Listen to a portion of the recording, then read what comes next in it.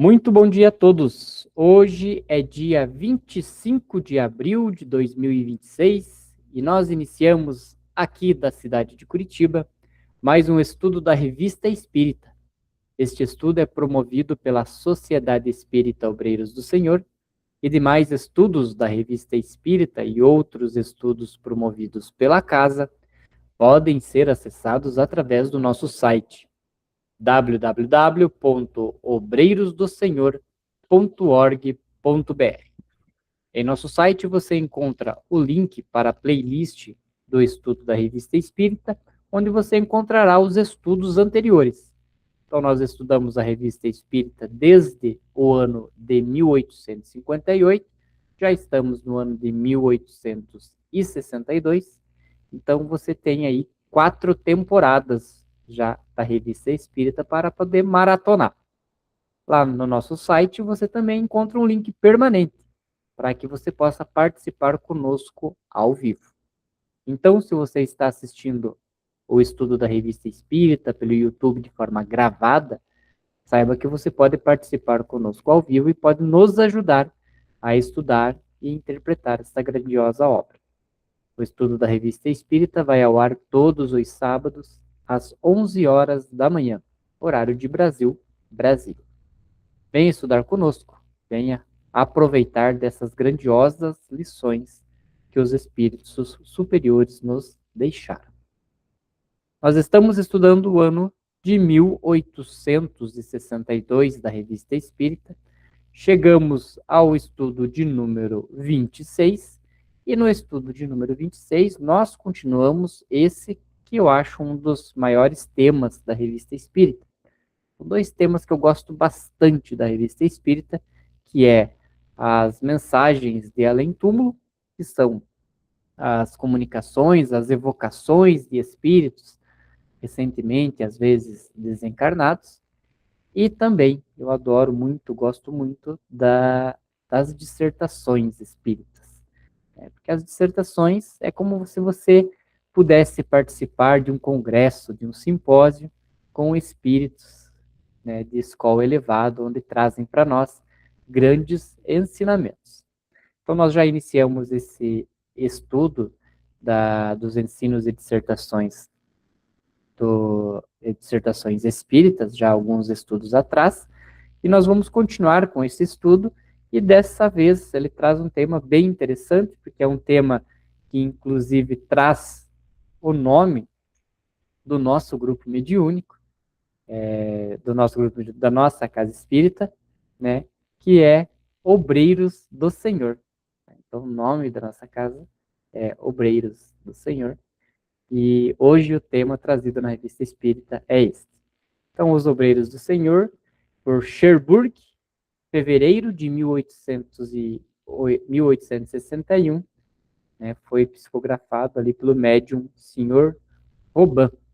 Esse estudo está lá na página 133 da Revista Espírita. Pereira, com você.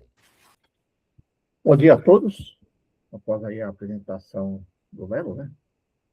Vamos ao texto. Obreiros do Senhor.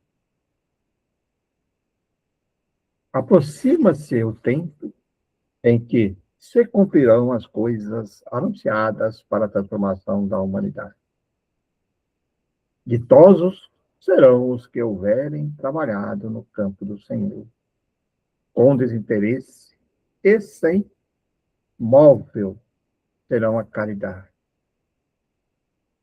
Seus dias de trabalho serão pagos pelo centro do que tiverem esperar. Ditosos os que hajam dito a seus irmãos: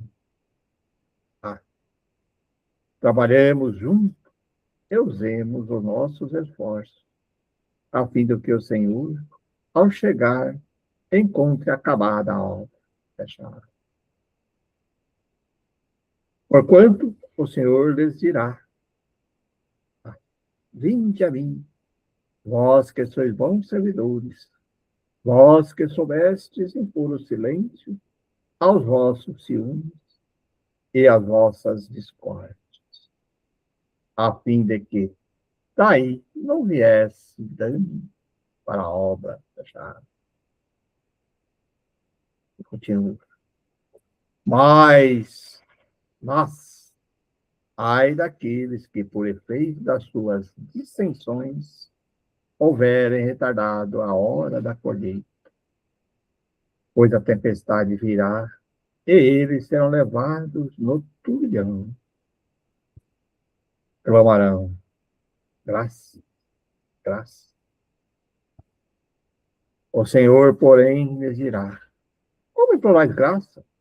Vós que não tivestes piedade dos vossos irmãos, e que vos negastes a estender-lhes as mãos, que esmagastes o fraco, em vez de o amparar,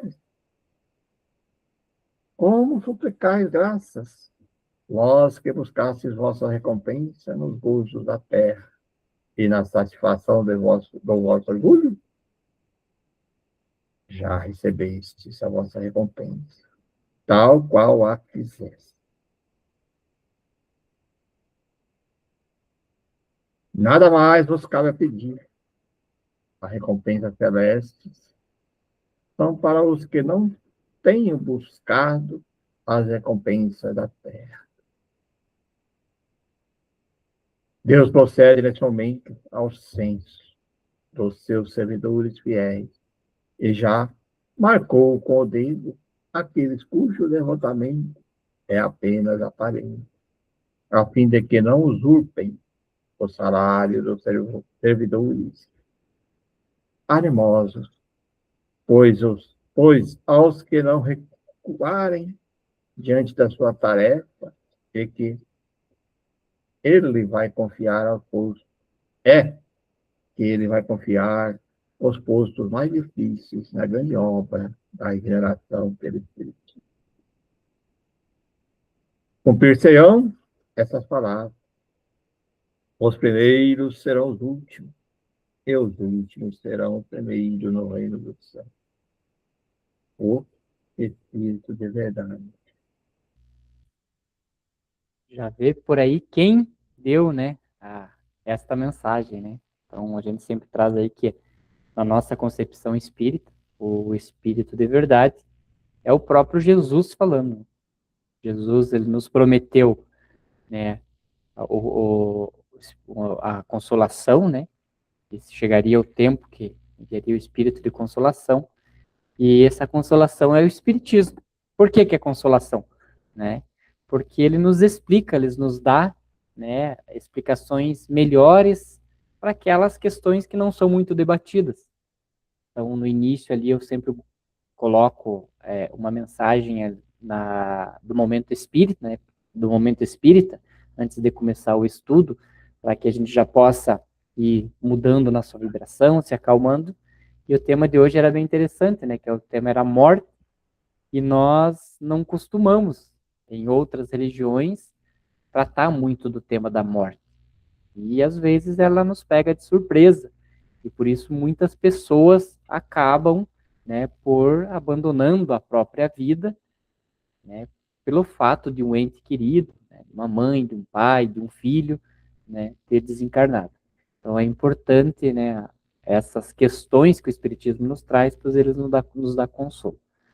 Mas no tema de hoje é interessante, o próprio título, né, Pereira? O próprio título já é forte o suficiente, porque ele fala sobre os obreiros do Senhor. Então, obreiro é aquele que faz obra, né? O trabalhador do Senhor. E toda pessoa que trabalha, ela espera receber de alguma forma. Mas e como que o Senhor paga? Ele tem dinheiro, ele vai nos pagar como? Então, aí que está, né, a nossa recompensa.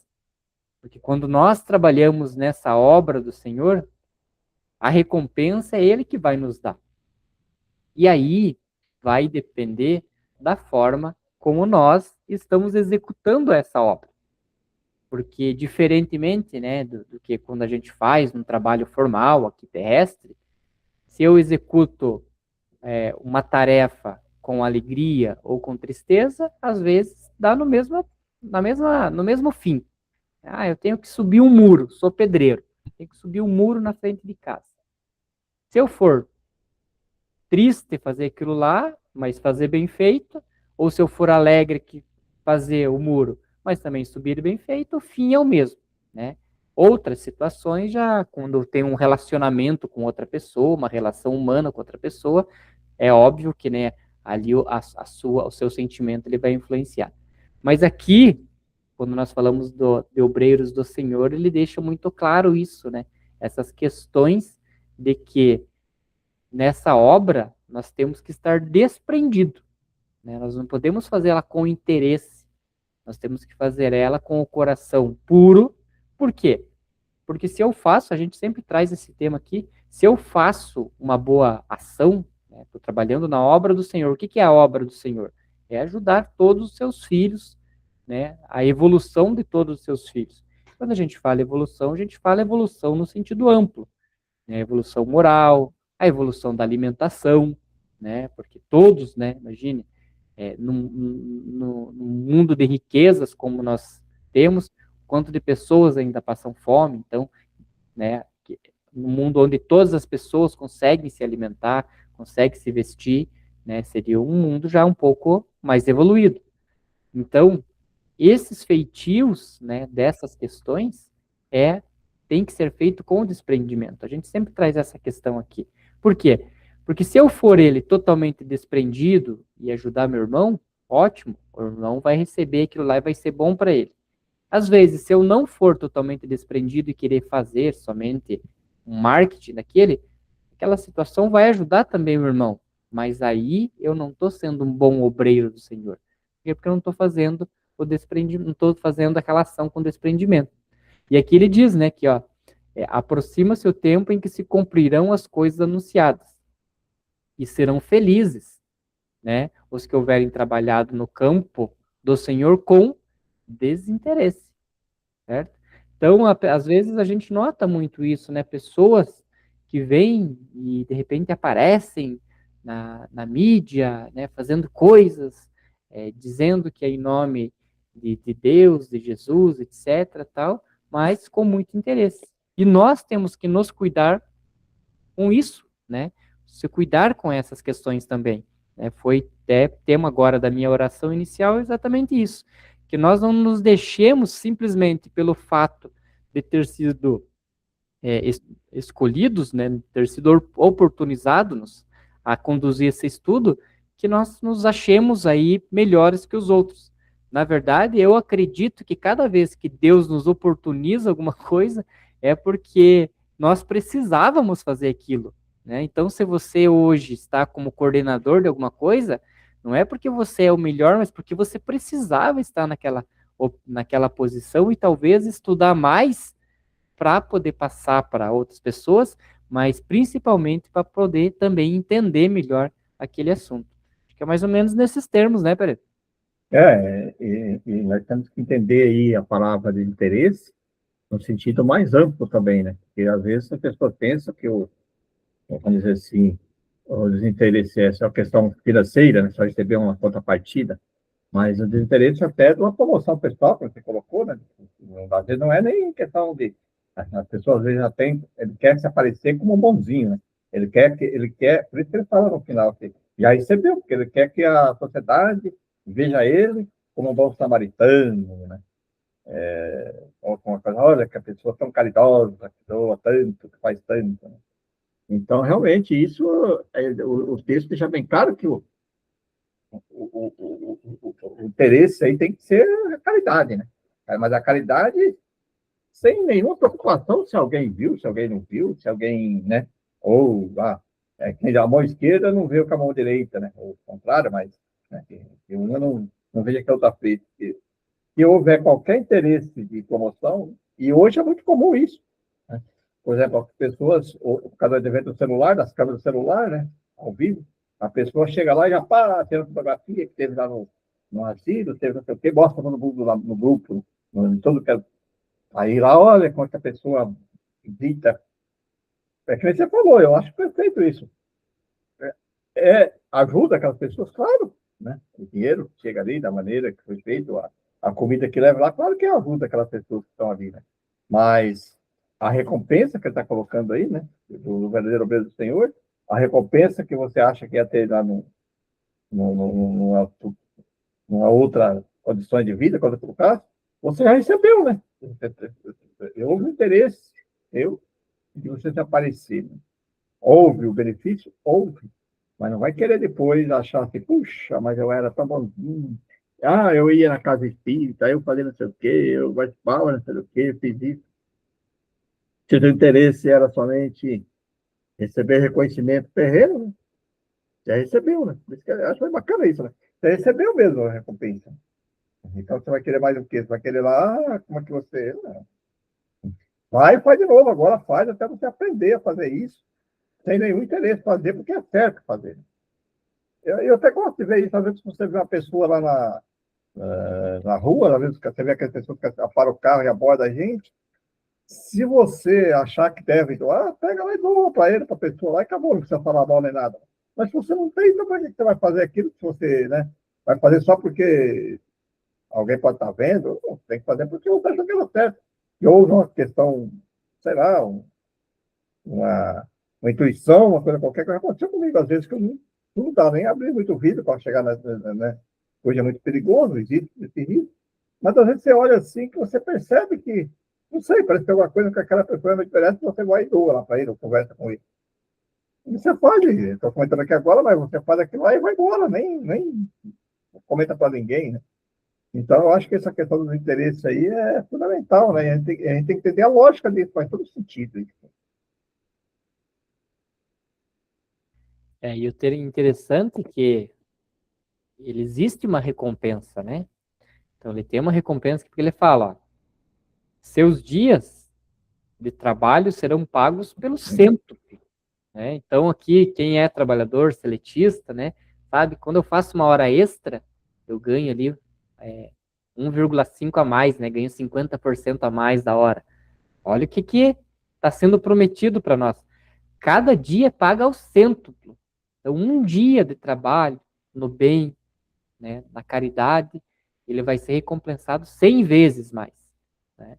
Então, a importância disso aqui, a gente já tratou desse tema também, em outros estudos, que é você iniciar, né, o seu trabalho, a sua ajuda, nem que seja no interesse mesmo desse centro.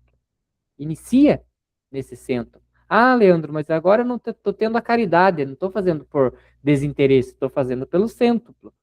Mas é que quando você inicia um trabalho, você pode não ter ele todo completo, mas aquela questão de você iniciar, aí você vai tentando cada vez mais colocar a caridade, né, colocar o desinteresse, até que você vai fazer aquilo lá, mesmo se não fosse pago nada. E você vai ter a vontade de fazer, né? O mais importante isso que você colocou, a questão do interesse, é você fazer aquilo, não pelo que sobrou. Não doar a comida que sobrou, do dinheiro que sobrou, estou sobrando tanto aqui, eu vou doar, né? Então, um X de quanto do que eu ganhei. Aí você já, né, é muito fácil fazer isso. Você quer ver o desinteresse, você fazer, porque é certo fazer, vamos dizer assim, as pessoas, às vezes, você pergunta para a pessoa assim, olha, você pode ajudar lá para vir na terça-noite, ou um dia-noite lá na casa espírita, participar do grupo, sei lá, pode... Ah, não tenho tempo agora, tenho que trabalhar. Tem. Mais valorizado é aquele que, o tempo que ele teria, às vezes, para ficar até junto com a pessoa da família, ou fazer outra coisa que ele quisesse, né, uma atualização que ele quisesse, ele tira aquele tempo que ele tem ali, né, e aí ele utiliza para caridade. Aí você imagina a valorização disso. Por isso que está falando que você paga. É uma hora que você poderia, às vezes, você está trabalhando, fazendo alguma coisa, você tira esse momento, essa hora, esse dia, né? O sábado, né? Estamos aqui de manhã no sábado, não quero colocar, mas você está tirando o tempo que você poderia estar com outras atividades, até profissional, ou no domingo, ou no dia que você poderia, você faz. Hoje eu estava conversando com a pessoa sobre essa questão, né? Nós estávamos falando sobre essa questão da dedicação, né? Então, a pessoa às vezes vê a gente com uma maneira errada, porque ela pensa assim, poxa, mas você, em vez de no sábado, não pode vir porque você tem, né, entendeu? Não pode vir almoçar comigo, não pode vir. Então, ela não pergunta se você está feliz, se você está contente, se está fazendo aquilo tudo bem. Ela acha que você está. Ah, o que é isso? Você é muito. Quer dizer, Quer dizer, eu estou deixando nesse momento para fazer alguma outra coisa social que fosse tal para dedicar, né? Então, ou fazer caridade, ou visitar um asilo. Não só naquele momento, assim, que ia falar, quando eu tiver um tempinho, né? Quando eu me aposentar, quando eu, sei lá. A gente ouve muito essas desculpas na casa espírita, né? Puxa vida, agora eu não posso, porque, né? Tenho que, não sei o quê, tenho que isso. Olha, existe mil coisas. Quando sobrar um pouquinho, eu vou lá e dou. Eu sempre, roupa. As roupas que ele doa na casa espírita são aquelas usadas e às vezes ainda de mau estado, né? Nem a capricha de lavar as roupas. Não que não deva doar, eu acho que deve. Mas às vezes a pessoa, eu sei disso, que eu acompanhava às vezes as pessoas da doação das roupas, né, que levam lá. Roupas em péssimos estados assim, que não tem como dizer, poxa, você está doando até aquilo que ele vai, né? Mas ela vai ser para a pessoa, ela vai. E eu vi outros comentários ainda, às vezes a pessoa doou, uma pessoa que tinha falecido, roupas, camisas novas, né? Camisas boas, calças boas para uma pessoa, e depois essa pessoa, na simplicidade dela, estava usando ela para fazer um trabalho pedreiro lá, depois, poxa, a pessoa nem respeita no tempo, mas você não deu a roupa para ela? Porque, entendeu? Então a gente ouve isso. Então eu acho que o texto é profundo nesse sentido, né? De despertar esse desinteresse mesmo. O interesse realmente tem que ser esse, fazer porque é certo fazer, porque não por, né? Alguém pediu, alguém colocou, alguém, né? Ou está sobrando, tem que ser revisto. Até pelo título, né? Os verdadeiros obreiros do Senhor são esses, né? Faz essa dedicação aí, utilizando o tempo que teria disponível para outras coisas pessoal dele. Que ele poderia fazer, então ele dedica para essa parte aí da caridade. Aí sim, né? Você começa a entender de uma maneira mais ampla esse tema, né? E aqui ele também fala que a gente tem que, o trabalho não tem que ser sozinho, né? Sim. Ele fala que, ó, trabalhamos juntos e unamos os nossos esforços a fim de que o Senhor, ao chegar, encontre acabada a obra. Essa questão também ele dá para você abrir duas vertentes dela, né? De que nós temos, né, que todo mundo tem que trabalhar, né? Não é só um ficar dando palestra, só um ficar dando passe, mas todo mundo tem que trabalhar, né? E que também nós temos que ter a humildade de convidar mais pessoas para vir trabalhar, né? Vamos lá na casa espírita. Você está vindo, eu vejo que você vem todo domingo para ver a palestra e tal. Que tal você começar a trabalhar? Ajudar, quer fazer um estudo, né, ajudar no estudo, de repente ali observa que a pessoa tem uma sensibilidade, alguma coisa assim, vamos direcionar você para um estudo específico, para de repente trabalhar ali na mesa mediúnica, no atendimento fraterno. Então o serviço tem bastante, né? Por isso que é importante que ele diz aqui, ó, trabalhemos juntos. E aí o finalzinho ele diz aqui, ó, porquanto o Senhor lhes dirá, vindes a mim, vós que sois bons servidores, vós que soubestes impor silêncio aos vossos ciúmes, né? Então, às vezes, no decorrer da vida, acontece ali uma questãozinha ou outra dentro, né, do local onde você está trabalhando, que não são, que você não gosta, né? Você, poxa, fez tal coisa, fez tal. Então, o que nós temos que fazer? Silenciar, né? Porque senão não conseguimos dar uma palavra edificante, então é melhor silenciar do que usar uma palavra, né, que vai depreciar. Então é importante impor o silêncio aos vossos ciúmes e às vossas discórdias, né? Então, eu vou trabalhar, vou ficar brigando, vou ficar criando intriga. Não, nós estamos aqui para trabalhar junto. Vai ter, às vezes, algumas diferenças de opiniões, vai ocorrer, certo? Mas é importante nós achar um meio termo para que a obra seja feita. O importante é a obra seja feita, né? A fim de que daí não viesse dano à obra. Por quê? Porque, né, Jesus, né, como nosso governador do nosso orbe, ele quer que a obra esteja pronta, né? Não importa se você vai fazer ela, né, batendo a massa com a enxadinha ou vai usar uma betoneira para bater a massa. O importante é a obra estar pronta, né? Então, como o fim dessa obra é sempre a evolução moral, né, de todos os seres aqui da Terra, não há muito meios de você dizer assim, eu vou fazer de um jeito e teu jeito está errado. Se naquele jeito que se está fazendo ele está objetivando a moral e a moral pura, então não tem muito erro, não tem muitas alternativas de como errar. Ele continua aqui, ó. Mas ai daqueles que, por efeito das suas divergências, houverem retardado a obra. E a gente vê bastante, né? Às vezes a pessoa ela quer impor tanto o seu estilo de trabalho, a sua forma, que começa a retardar, né? E aqui a gente vê, né, que a evolução espiritual, né, no mundo, ela está atrasada justamente por isso, por pessoas, né, que detinham poder na época, né, eles, pelas suas divergências, né, com aquela crença, com aquilo que estava sendo ensinado, impor, por exemplo, a abolição da reencarnação nos textos, né, religiosos. Vamos abolir essa palavra. E pelo fato de ter abolido a questão da reencarnação, hoje muitas pessoas ainda não compreendem essa questão, né, das pluralidades das existências. E o que, que aconteceu? Retardou, né, a hora da colheita. Por quê?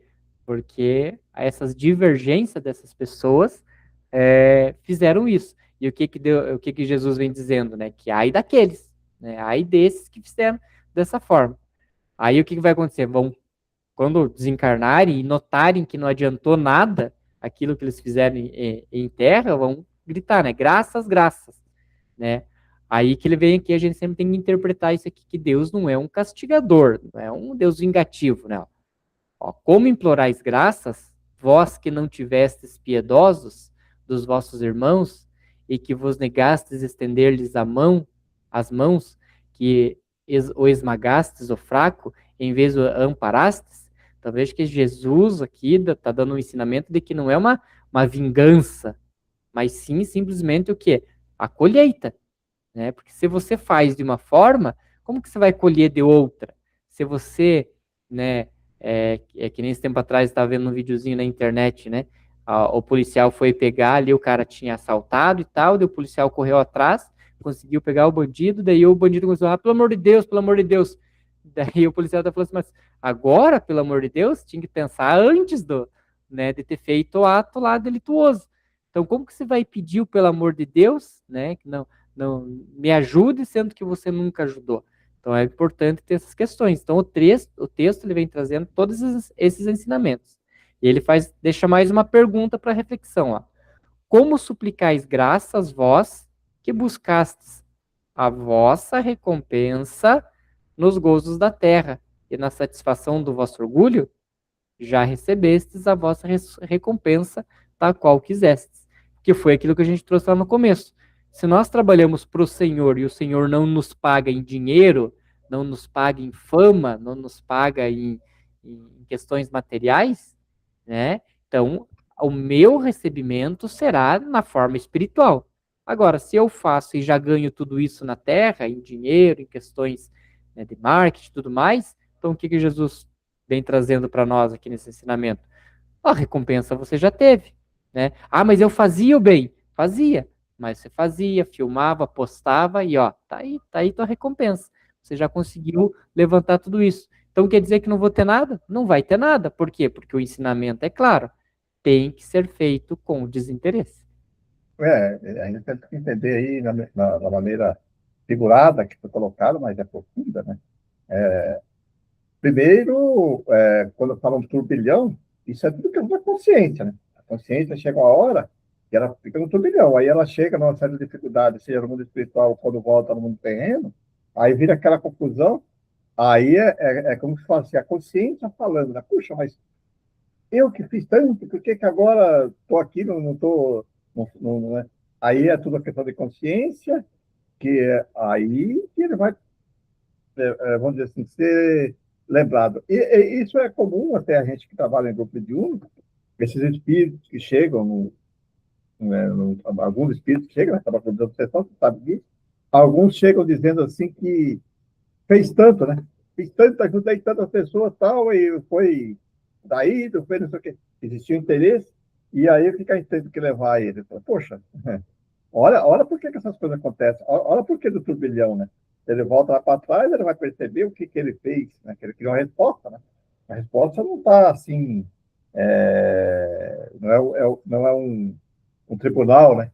no tribunal, que alguém questionando e perguntando e respondendo. Não, é tudo na consciência dele, e aí quando ele volta atrás, ele percebe que tanta coisa errada que ele fez. Então, o que ele queria de melhor, né? Na última vida dele, que talvez quando ele estava no escritório, ele está cobrando. Ele está cobrando isso que ele está falando. Puxa, mas eu ajudava tantas pessoas, eu fazia tanta coisa, e depois aconteceu isso. Analisa a tua consciência, né? Porque então a gente tem que entender essa questão aí desse turbilhão, exatamente isso. Aqui começa a enfervurar na mente, fala, puxa, aí ele vai clamar, né? Ah, Senhor, graça, doutor. Aí, analise. Aí depois, quando faz essa reflexão, você vai perceber, puxa vida, né? O que eu estou recebendo agora? Nós sempre usamos esse termo da colheita, né? Você receberá aquilo que você plantou lá. Você vai querer colher o quê? Você plantou discórdia, você fez, né? Se você, mas quando você fez aquilo, você fez isso. O interesse de benefício, fez por isso, o que você queria colher agora, né? E nessa questão aí que ele fala também no dano da obra, né? E que ele coloca até um pouquinho para trás ali, eu acho interessante a reflexão, às vezes, até no movimento espírita, não é no espiritismo, é bem interessante colocar isso. Às vezes começa, tem algumas pessoas que retardam, né? Ele fala retardando a obra. Às vezes criam tanta burocracia, tanta formalidade, tanta coisa assim, que torne as pessoas. Eles estão precisando de voluntário, mas cria tanto requisito, que você tem que ter isso, que você tem que ter aquilo, tem que fazer tanta coisa assim, que a pessoa, às vezes, desiste, né? Retarda, por exemplo, uma ampliação de um setor de caridade, de ajudar. Vamos dizer, olha, eu quero implantar um sistema de magnetismo aqui para ajudar as pessoas. Mas se cria tanta burocracia, tanta coisa, porque você não pode isso, porque não sei o quê, porque isso aqui eu não sei. Aí as pessoas, às vezes, acabam desistindo porque é o que ele está falando. Fica tentando retardar a obra com um monte de questões aí, né? De burocrática, de formalização. Não que não deve existir, claro. Tudo esse... Mas, às vezes, a gente... Até uma pesquisa que saiu recente aí do movimento espírita, né? Do que as pessoas mais reclamam, né? Por que as pessoas se afastam, muitas vezes, de engajar na parte da caridade, exatamente por essas questões aí, né, de formalização, burocracia, de tanta dificuldade. E as outras, às vezes, algumas outras religiões, algumas outras filosofias, não tem, por isso que esses adões, que têm vínculo, às vezes, aí, que fazem muito mais coisas, às vezes, do que com essa evidência. Não estou dizendo aqui que deve ser de qualquer maneira, não é isso que eu estou dizendo, mas eu acho que tem que refletir um pouquinho, se analisar um pouquinho essa questão aqui, para não ficar tão engessada, né? A gente já falou, às vezes, interesse pessoal de um dirigente, de um diretor, de um presidente, de um sei lá o que começa a criar, não, que não pode isso, que não pode aquilo, cria-se um atraso, às vezes, no serviço de ajuda àquelas pessoas que necessitavam. Isso mesmo. E aí, para finalizar, né, o texto vai trazendo-se a questão para concluir o texto, né? Ele traz aqui, ó, nada mais vos cabe pedir. As recompensas celestes são para os que não tenham buscado as recompensas na terra. Então veja que ele reforça, ele não traz assim só uma vez, dizendo, é assim. Ele tá trazendo e batendo muito nisso. Então, cabe muito para nós essa questão, e principalmente por quem assinou a mensagem, né? Porque nós sabemos que as mensagens são trazidas a partir da evolução moral do espírito, né? Então, às vezes, o próprio espírito, na sua humildade, ele mesmo diz, olha, a compreensão que eu tenho dada ao meu estado evolutivo e aí dá a compreensão. Mas aqui nós sabemos que o estado evolutivo desse espírito aqui já é a pureza. Então, se ele está trazendo para nós aqui essas questões, são questões encerradas, né? São questões encerradas e que não cabe mais interpretação, né? Para tentar dizer assim, mas talvez não seja bem assim. Não, é assim porque foi o próprio Jesus que falou. Então, as recompensas celestes são para os que não tenham buscado as recompensas da terra. Então, Deus procede neste momento ao censo, né? Que é a contagem dos seus servidores fiéis, e já marcou com o dedo aqueles cujo devotamento é apenas aparente, a fim de que não usurpe. Então aqui a gente sempre pensa, mas ele começou lá o texto dizendo que se aproxima a hora, mas se aproxima a hora mesmo, é que nós temos uma concepção muito curta do tempo. Porque os mesmos espíritos que reencarnaram lá com Jesus há 2000 anos, eles ainda estão reencarnando na Terra. Alguns, né, conseguiram já evoluir e talvez não estejam mais reencarnando aqui pela sua evolução. Mas a maioria estão aqui ainda reencarnando. Então, nós estivemos muito provavelmente, né, na época de Jesus, talvez não no mesmo, na mesma região, né, convivendo com Jesus, mas espalhados pelo globo, porque a humanidade existiu, né, em todo o globo, não só lá na Palestina, lá na onde Jesus estava, né? Então existia uma humanidade em todo o globo. E nós também já estivemos reencarnados nessa época, e nós continuamos aqui. Então, por isso que Jesus traz essa questão que Deus está fazendo o censo, porque os espíritos que já estavam naquela época de Jesus são os mesmos espíritos que estão aqui agora, né? E eles, né? E Deus está vendo, Jesus está vendo que às vezes muito pouco se evoluiu desde daquela época para cá. Então, o salário dos servidores que se dedicam, né? Pois aos que se recuarem diante de suas tarefas, é que ele vai confiar os postos mais difíceis na grande obra da regeneração do Espiritismo. Cumprir-se-ão as palavras: os primeiros serão os últimos, e os últimos serão os primeiros no céu. E aqui é interessante essa afirmação, Pereira, porque a gente sabe que no Espiritismo a gente sempre prega duas questões, né? Que é o espírito ele tem que evoluir em moral e no intelectual. No intelectual, por quê? Porque todas as questões ditas milagres, elas têm uma explicação, né? Só que às vezes o nosso intelectual não consegue atingir, acessar, alcançar o ensinamento daquela explicação. Então hoje a gente vê, né, por exemplo, questões aí da física, da física quântica e tal, né, que a gente não imaginava que seria possível, né, fazer aquilo lá. E se fosse feito aquilo lá no passado, né, no passado mais antigo, né, eles iam dizer que era um milagre. Então, talvez algumas das questões lá do passado, que todo mundo achava que era um milagre, não era um milagre, era simplesmente o saber utilizar desses elementos químicos que estão dispersos no nosso planeta, né, para aquele fim. Então, por isso é interessante a necessidade da evolução intelectual para você compreender realmente todas as leis naturais, as leis divinas. Mas por que ele está escrito aqui, ó, que os últimos serão os primeiros no reino do céu? Porque no reino do céu, ele não vai colocar, né, no plano espiritual, ele não te coloca acima dos demais pelo quanto você sabe, mas pela sua evolução moral, certo? Então eu posso, né, não ser um letrado, não ter um QI elevado, mas ter uma moral elevada. E é isso que vai nos colocar na hierarquia, na escala espírita, acima, às vezes, de um doutor, de um mestre que foi na Terra. Por quê? Porque é a evolução moral. Então, aqui que ele traz interessantes palavras, porque aqueles que são os últimos na Terra, né? Aqueles que são os últimos, os mais humildes, os que têm, né, o que faz com mais desinteresse é que são os primeiros no céu, e não aqueles que se aparecem, se acham os inteligentes, os sabidões e etc.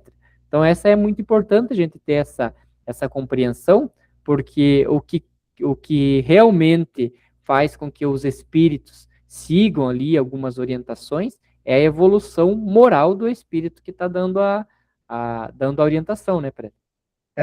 De novo, vamos reforçar essa questão aqui, porque quando fala Deus, vocês, eu também estou sendo.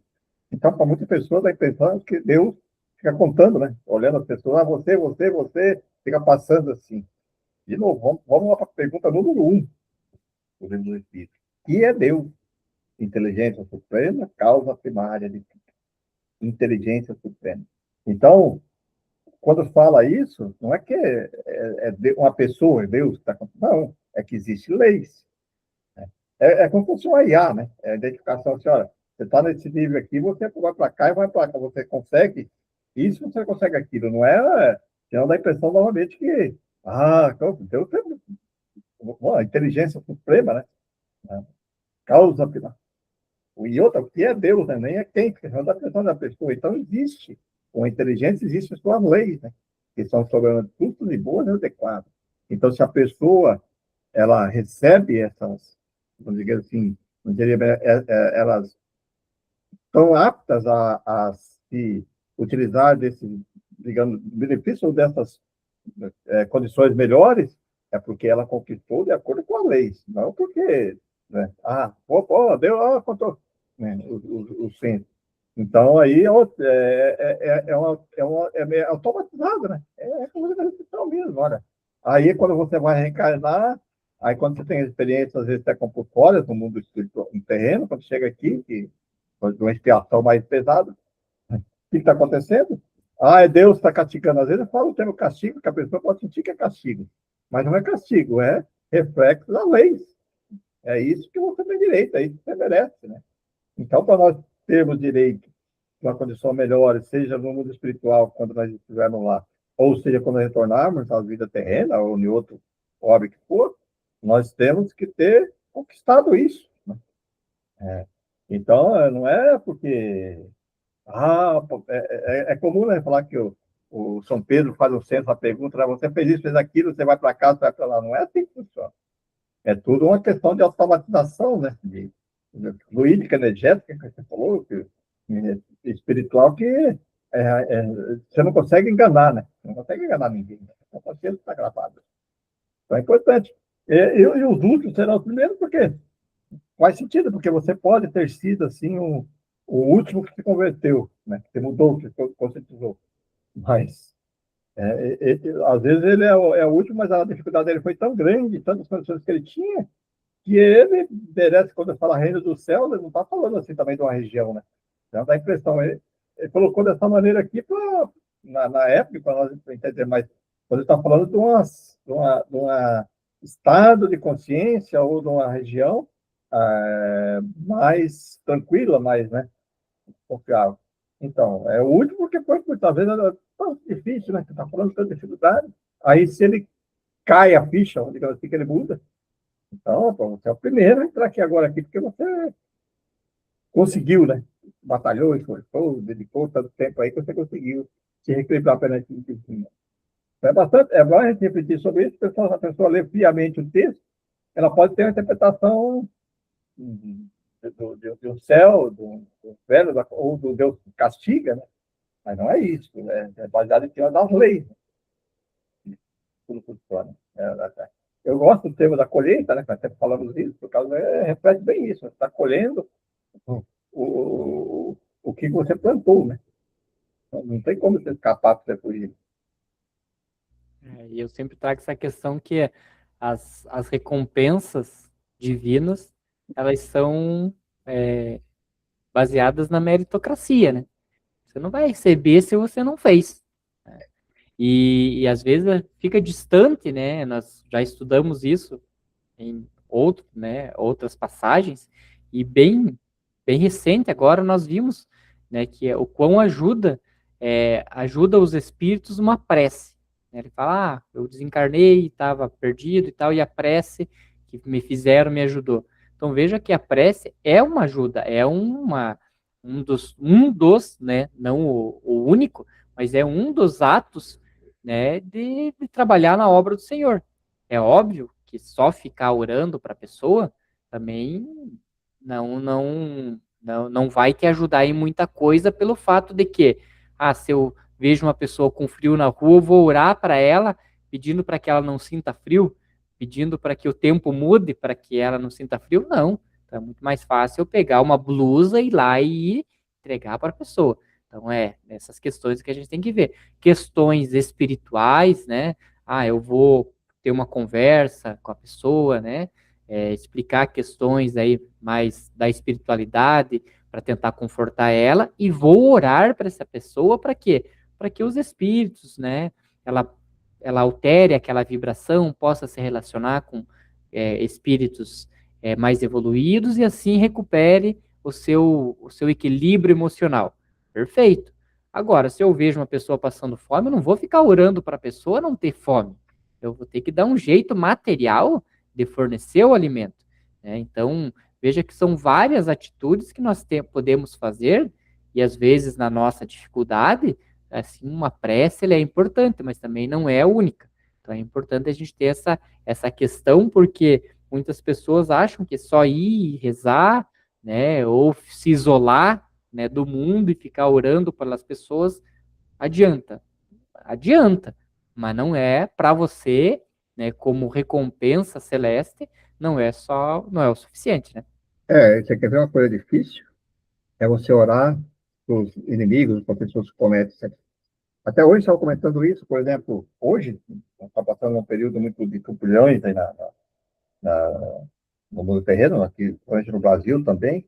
Aí a gente vê muito na nossa região, inclusive, essas questões aí do feminicídio, e dessas tragédias. Aí, novamente, olha, a pessoa vem, comete isso, e às vezes a gente cai no nosso convívio, conversa profissional, e aí a pessoa, poxa, aquela pessoa precisa de tanta oração aqui, sofreu a tempo. Tudo bem, precisa. Mas nós esquecemos do que mais necessitado, o mais doente que tem isso é que a pessoa que cometeu esse ato. E é difícil a gente pensar de parar e orar por ele, né? Orar para que ele possa ter um estado de consciência. Porque um dia ele terá que fazer, acertar isso. Então, é esse tipo de oração que a gente está comentando que é o mais difícil. Orar para a pessoa para que ela consiga emprego é fácil. Orar com saúde é muito mais simples, né? Quando ela chegou ali, simples, digo assim, mas é muito mais natural da gente fazer. Agora, a pessoa cometeu tudo isso. Tem muitos filhos aí que a gente vê aí que hoje está terrível. Você fazer uma reflexão, falar, puxa, amigo, esse amigo é um irmão doente, doente moralmente falando, né? Tá, ele precisa que a luz, né? Então, é difícil isso. E nós temos esses exemplos, claramente, às vezes, você sabe disso, no próprio grupo mediúnico, né? Os obsessores, quando chegam lá. Então, da gente chegar e fazer ele convencer, não que ele tem que ser passado na cabeça e dizer que está certo, não é isso que eu estou dizendo. Mas, pedir porque uma luzinha acenda nele lá, uma coisa de culpa e tal, que ele melhore. É fácil fazer isso? Claro que não. É mais fácil te condenar já, né? Julgar e condenar e dar até a pena, né? Isso aqui merece, isso aqui vai para o brau, que vai para não sei da onde, vai para o inferno. É mais fácil. Sim, ele vai ter muita dificuldade, ninguém está falando isso. Mas é o irmão nosso, né? Merece uma oração e às vezes alguma palavra, né? Nós não vamos, né? Nós não vamos visitar no presídio lá para conversar com essa pessoa, tentando passar uma palavra para ele de alento para que ele mude, né? É bem interessante você comentar isso. Eu estava assistindo um filme essa semana daquele mesmo ator do que faz o The Chosen, né? Aquela série de Jesus Cristo que está passando na Netflix. Aquele mesmo ator, ele tem um outro filme que ele meio que interpreta assim como se fosse um Jesus, né? Na série. E ele foi um movimento que aconteceu nos Estados Unidos, onde as igrejas atendiam ali os seus adeptos ali, né? Ali as pessoas que frequentavam. Mas era a época dos hippies, né? Que os hippies não estavam nem aí com nada, né? Era paz e amor só a vida deles, e droga, e né, largados, né? E aí esse personagem que vem, ele fala justamente isso. Ele entra numa das igrejas lá evangélicas, né? E fala que ou que o pastor tá simplesmente, né, cuidando ali já das ovelhinhas dele. Ele disse, mas que tem tantas ovelhas desgarradas que eles deveriam ir atrás, né? E aí o filme é bem interessante porque ele demonstra isso, como eles conseguiram atingir, né, os hippies da época, e existe esse movimento até hoje, né? Das igrejas aí um pouco mais, vamos dizer assim, um pouco mais liberais, né, que trazem através da música, através dos louvores e tudo mais, né, essas pessoas que numa religião mais ortodoxa, mais ali fechadinha, não se adaptariam. E nós sabemos que nós estamos em diversas fases de evolução e nem todo mundo vai se adaptar ao estilo do espiritismo, né? Então, por exemplo, o espiritismo a gente quase não tem música, a gente não tem louvor, né? A gente não tem a adoração que tem lá no catolicismo. Então, a pessoa que ainda sente essa necessidade, né, desses elementos, ela não vai conseguir se adaptar no espiritismo. Então, por isso a importância também dessa, dessa diversidade de religiões que tenham, lógico, a moral do Cristo como parâmetro, né, e acredite em Cristo como nosso mestre, por quê? Porque daí não tem como errar, a obra é coletiva para atingir, né, todos os estilos da evolução. E quando a gente fala em evolução, aqui é sempre importante trazer que nós não estamos colocando os espíritas num pedestal acima, mas colocando nós que nós evoluímos em algum ponto mais, e talvez também nós precisamos evoluir numa próxima reencarnação na questão de que um evangélico já evoluiu bastante, de que um católico já evoluiu bastante e nós ainda não evoluímos, né? Então são essas equalizações, porque todo mundo tem que evoluir em todos os parâmetros juntos, né? E aí, isso que você trouxe aí das questões das pessoas que fazem o trabalho nos presídios e tudo mais, são exatamente essas pessoas que precisam da palavra, né? Que precisam da orientação. Por quê? Porque se nós conseguimos, né, fazer essa pessoa pensar melhor na sua vida e mudar o seu comportamento aqui no plano terrestre, é, quando ela passar para o plano espiritual, onde ela teria mais possibilidades de fazer o mal, ela não vai fazer. Ah, mas ela tem mais possibilidades?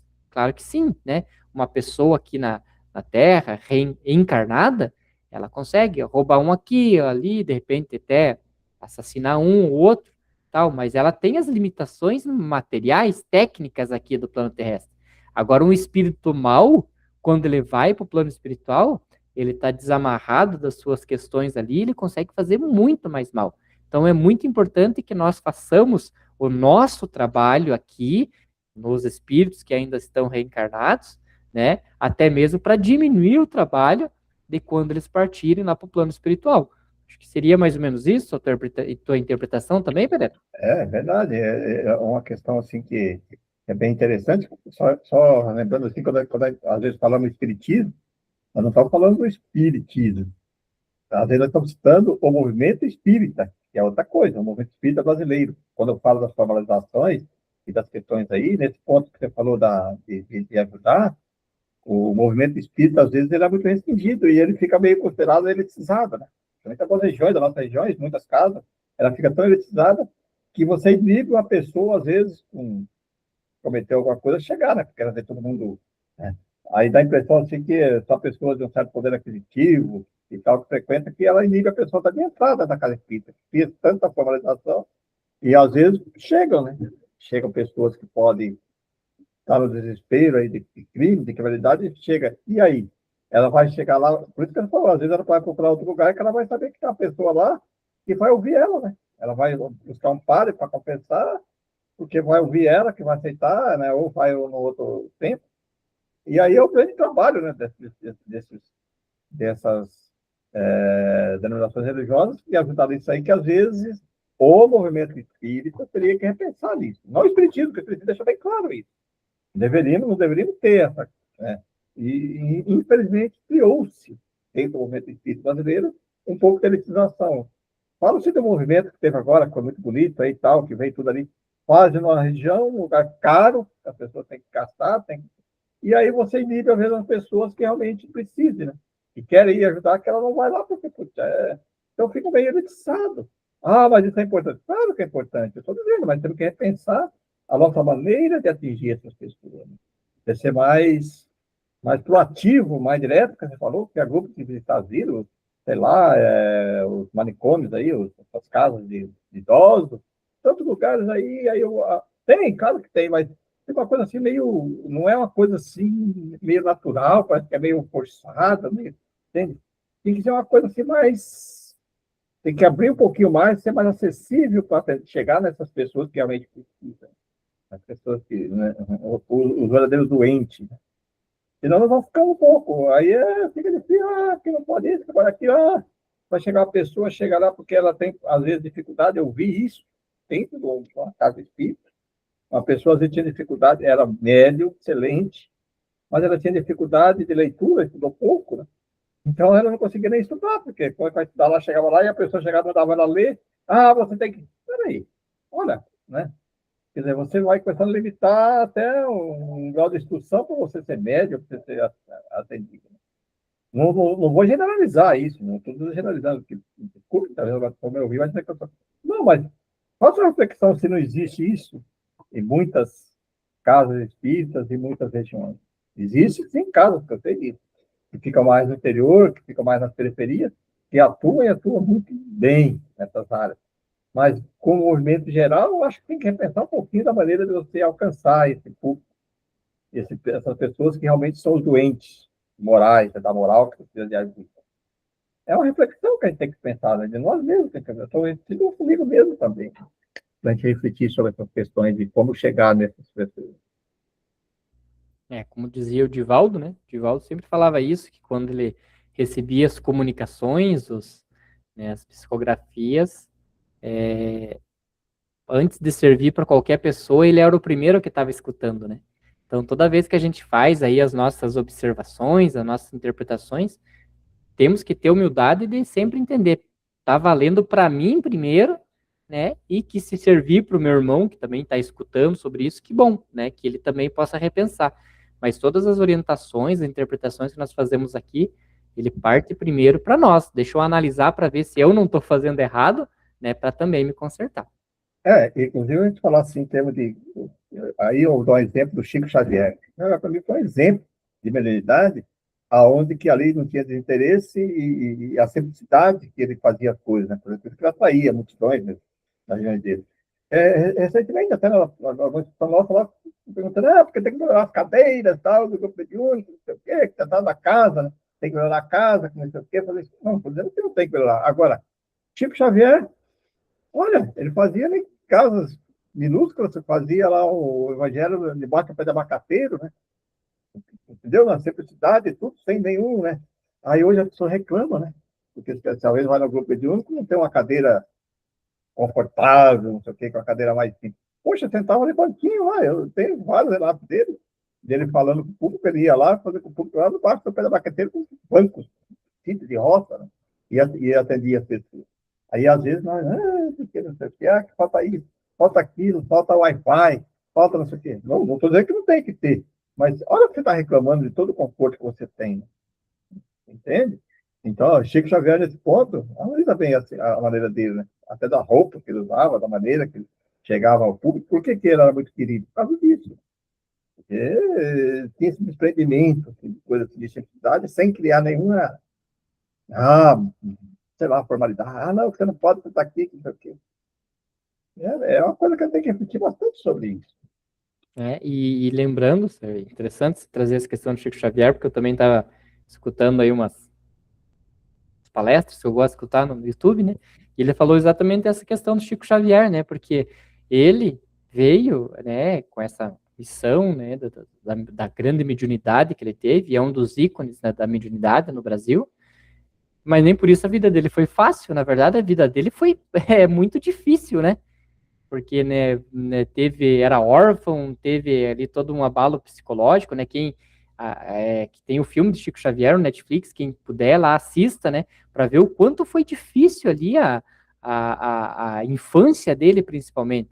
Então, às vezes a pessoa pensa, mas aí ele já era evoluído, né, moralmente e tal, então, né, as questões são mais fáceis para ele. Não, aí que a prova é mais difícil, né? Quanto mais a gente aprende, a prova cada vez é mais difícil.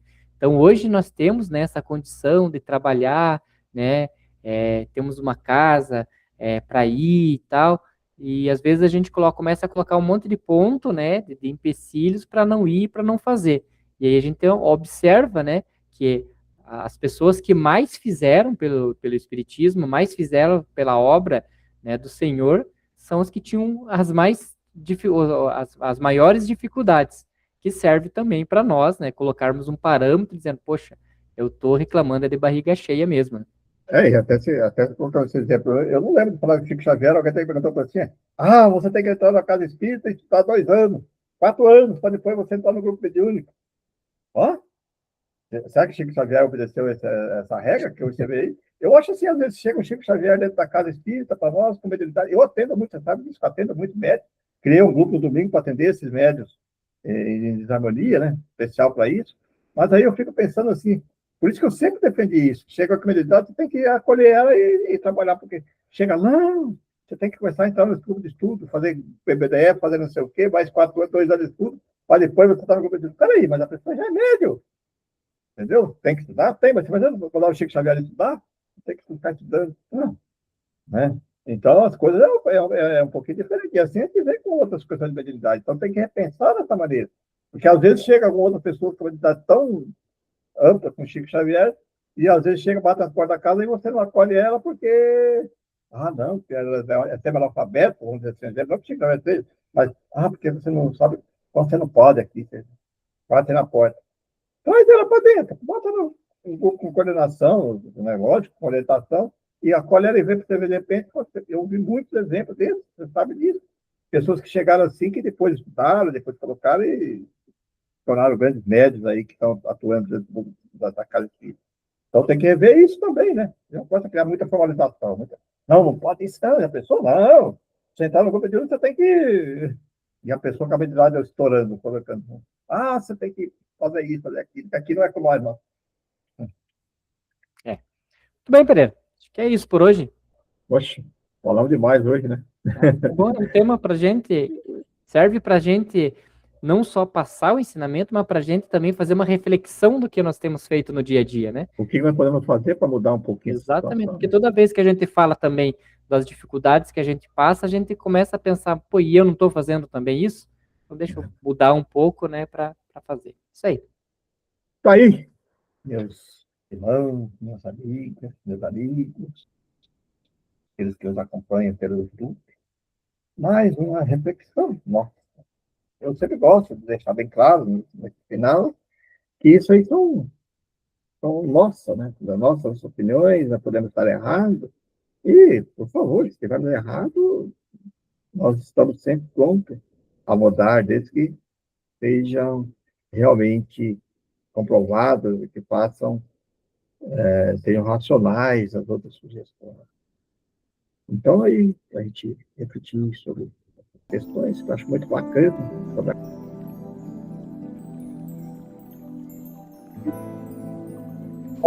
caridade, não é fora do espiritismo, não é a religião X ou Y, é a caridade, a nossa essência evolutiva. Como estudamos hoje, a caridade desinteressada, a caridade no sentido amplo da palavra, que ela visa sempre a ajuda daqueles que necessitam, o que é certo fazer. Por isso, a nossa gratidão a Deus, que nos concede essa oportunidade de aqui estar, meu Deus, neste estudo comunioso, buscando conhecer e aprofundar a filosofia, o pecado dele. E nessa reencarnação nós estamos tendo essa possibilidade de conhecer essa lei. Digamos assim, relembrar as leis existem na nossa consciência, sabemos disso. Mas precisamos sempre ser relembrados. Por isso também a nossa gratidão ao nosso Mestre, nosso Guia Jesus, que vem através do Evangelho, nos relembrando, nos fazendo despertar a nossa consciência. E depois, no advento do Espiritismo, o Consolador, traz o nosso conhecimento do mundo espiritual. Traz-se o vento e podemos conhecer quem somos, onde estamos, onde iremos. Por isso a nossa gratidão ao nosso Mestre Jesus. A nossa gratidão também a todos os amigos espirituais que estão conosco, nos orientando, nos guiando. Obrigado, amigo. Também saudando, desejando paz a todos os amigos espirituais que nos acompanham nesse dia de estudo, que também buscam a compreensão dessa filosofia tão rica, que é o Espiritismo, através da religião. A todos os amigos que nos acompanham, amigos, né? Desejando um excelente dia. Desejamos paz, amor. Desejamos saúde. E que prossigam a sua jornada. Confiando que Deus é restaurante de bom e que todo mal.